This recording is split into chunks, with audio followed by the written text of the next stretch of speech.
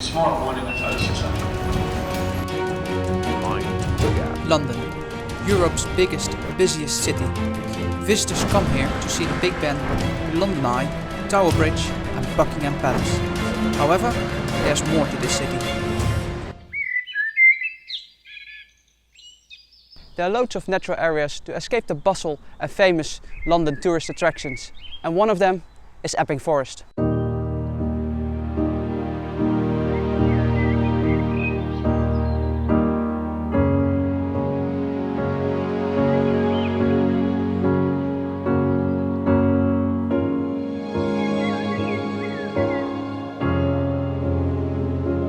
Epping Forest is 2,400 hectare ancient woodland with Epping in the north and Forest Gate in the south.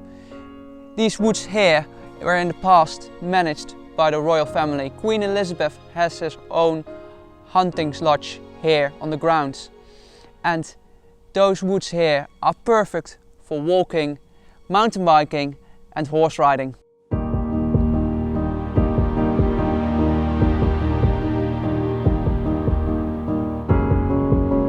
To reach Epping Forest, take the overground to Chingford Station, and from there you will find over 100 lakes and ponds that offer a great habitat for the flora and fauna here. But there's more to explore in London.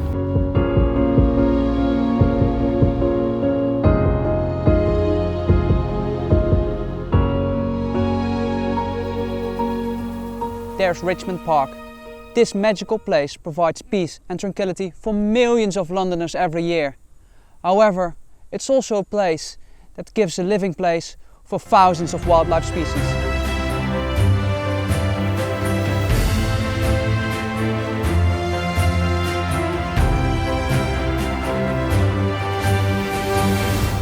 You can tell we're in a deer park.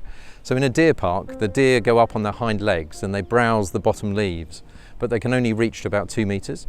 So you know you're in a deer park where every tree has a bottom that's cut to about 2 meters. And you can see in a panoramic here, that's a perfect example. So it's the deer, not us, that cut the bottoms of them. So at the moment, a lot of the deer, the female deer, are giving birth, so they have young with them.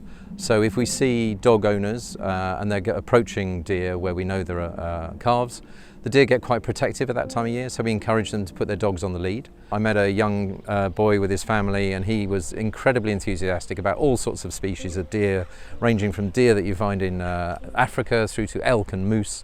I had to inform him we only had red deer and fallow deer, but even the discussion about that was very interesting and certainly drained my knowledge of all the deer that we have here in the park. The most famous of them all are the 630 red and fallow deer.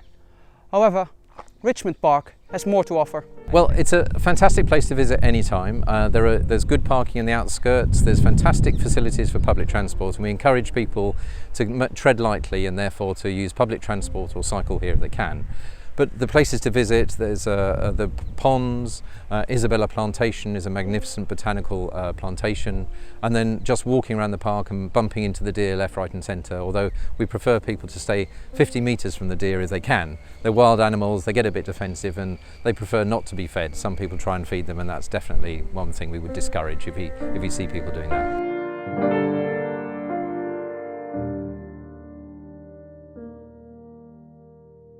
Hampstead Heath is the third place that we are visiting and is also the most central located place in London to get some green space. It's only 4 miles from the city centre, in Zone 2, easy to reach by overground, the buses or the London Underground and take then the Northern Line.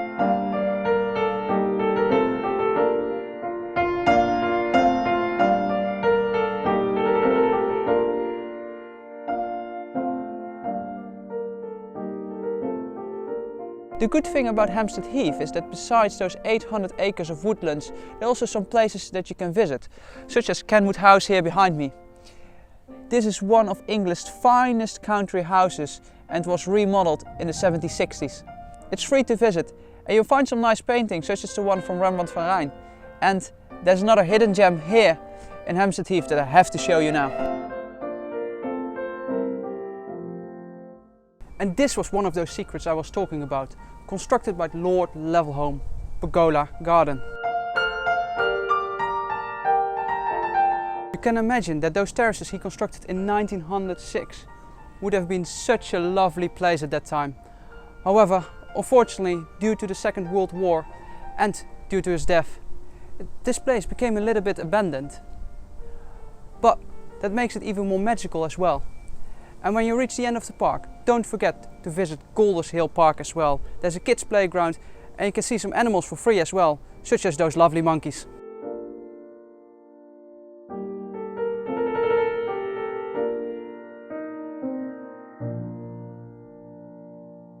So next time when you're in London and you're bored of those kind of tourist attractions, don't forget there are also those lovely green spots which you can visit here in London.